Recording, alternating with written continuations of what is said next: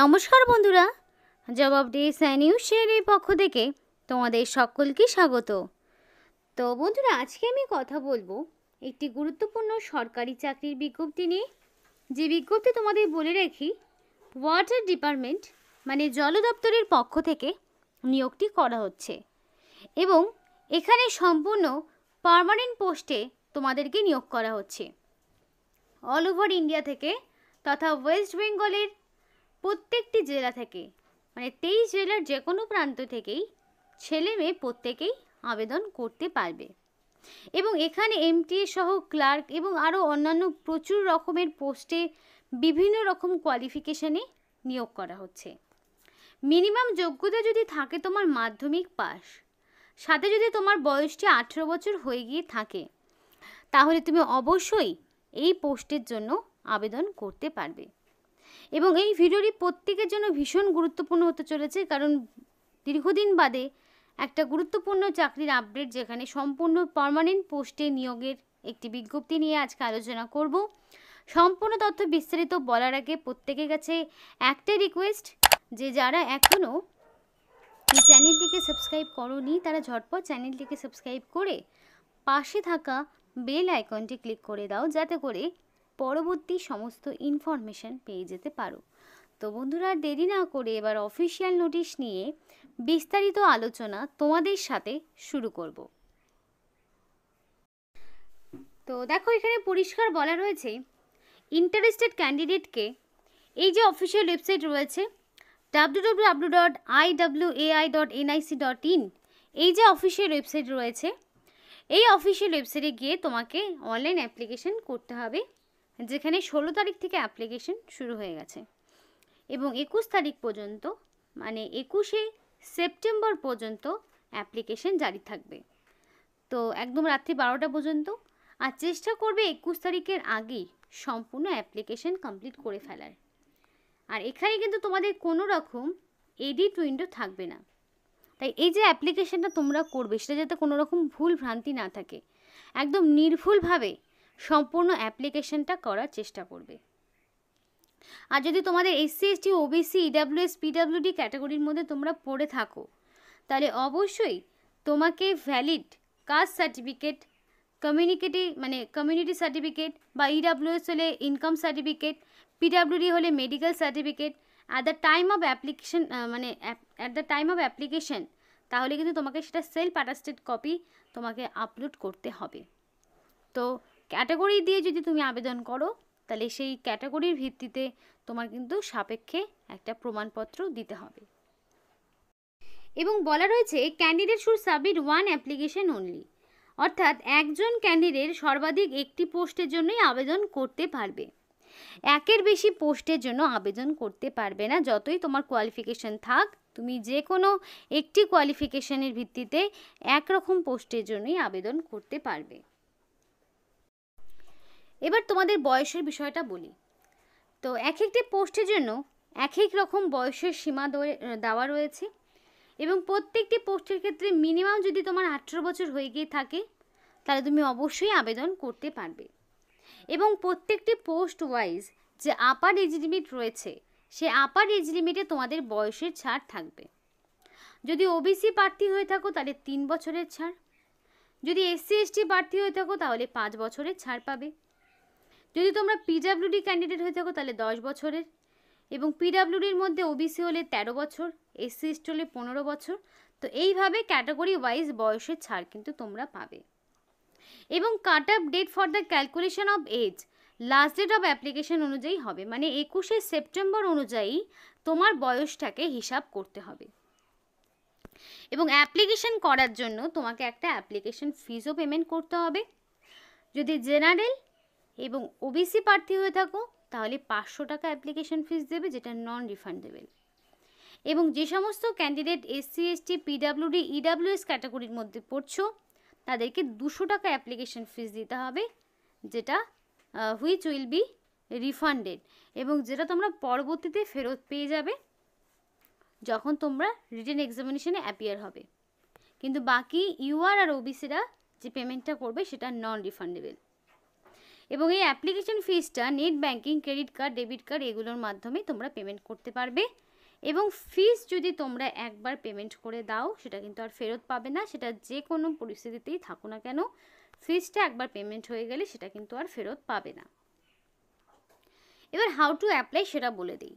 এই যে অফিসিয়াল ওয়েবসাইটটা তোমাদেরকে বললাম, এই অফিসিয়াল ওয়েবসাইটে গিয়ে তোমাকে আবেদন করতে হবে।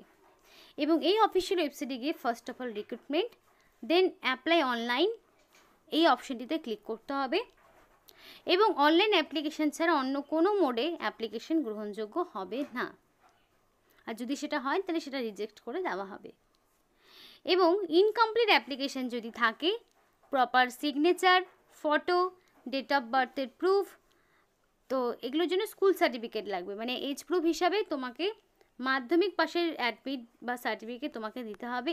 এই ডকুমেন্টসগুলো যদি তুমি প্রোভাইড না করো তাহলে সেক্ষেত্রেও তোমার অ্যাপ্লিকেশন অটোমেটিক্যালি ক্যান্সেল হয়ে যাবে। এবং একবার মানে সাবমিট হয়ে গেলে সেটা কিন্তু পরবর্তীতে আর মডিফাই করা যাবে না, তাই সিঙ্গেল অ্যাপ্লিকেশন করবে, সিঙ্গেল ক্যান্ডিডেট সিঙ্গেল অ্যাপ্লিকেশন করতে পারবে, একের বেশি আবেদন করতে পারবে না। ছেলে মেয়ে প্রত্যেকের জন্যই সুযোগ রয়েছে অ্যাপ্লিকেশন করার।